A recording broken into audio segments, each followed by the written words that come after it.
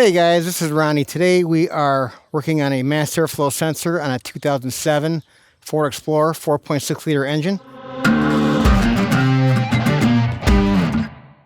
Very basic tools, basically a Torx bit, just to remove the sensor. Very easy, very common task. So what I did was, I had a check engine light come on, stopped in my local AutoZone, used a free fix finder service.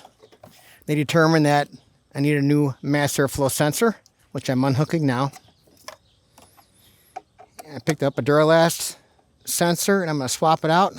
Hopefully get this truck running like new again. Very simple task. 2 screws, slides right out.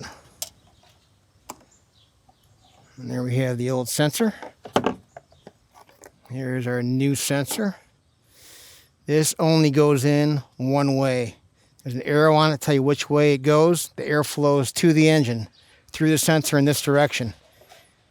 If you put it in backwards, you're going to have troubles. It usually doesn't fit backwards, but it can happen. Only fits one way. That's probably the simplest install on a sensor you could probably ever have on a car. I'll get this done. I'll go back to AutoZone.